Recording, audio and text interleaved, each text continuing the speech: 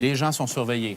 Les gens sur les médias sociaux qui envoient des conneries là, sont surveillés. Haineuses sont surveillés. Et si vous continuez, vous allez avoir un casier judiciaire, puis vous l'aurez pour toute votre vie, puis vous l'aurez bien mérité. Alors, les gens sont vérifiés, surveillés. La limite, c'est l'appel à la violence. Est-ce que les groupes d'extrême droite islamophobes, est-ce qu'ils sont bien connus, est-ce qu'ils sont bien surveillés? Oui, ils sont connus. Par non seulement les forces policières, les services de renseignement également. Ils sont surveillés, mais on est une société démocratique et ouverte, avec tout ce que ça comporte d'avantages et d'inconvénients. Aux États-Unis, le président Trump a décidé, lui, de suspendre l'arrivée de réfugiés et d'interdire l'entrée aux États-Unis aux citoyens de 7 pays musulmans.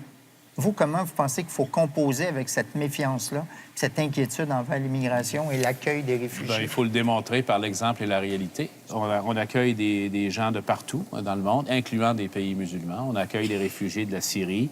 On va en accueillir d'autres, possiblement.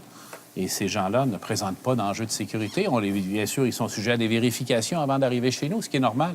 Ben oui. Mais ces gens-là fonctionnent bien dans la société. Et le pire, c'est aux États-Unis aussi, ils fonctionnent bien.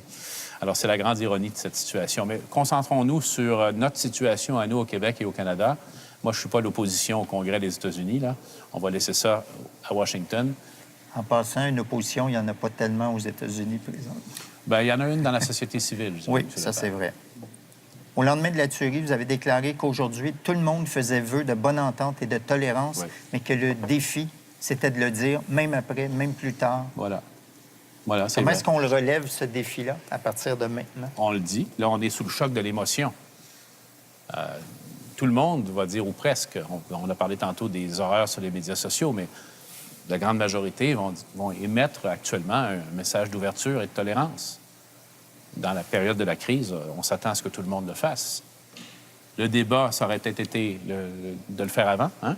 Mais ça va être le défi, ça va être de le faire dans 3 semaines, dans 4 semaines, dans 3 mois, dans 6 mois.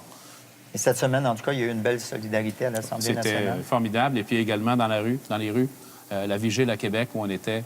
Il y a eu à Montréal également, ailleurs au Canada. Moi, j'ai reçu des appels de plusieurs chefs d'État, de chefs de gouvernement pour dire à quel point ils étaient saisis par l'horreur de la situation à Québec et qui nous offraient tout notre soutien, dont certains, comme en Belgique ou en France, qui ont eu à affronter des situations terribles également, d'un autre type de terrorisme, bien sûr.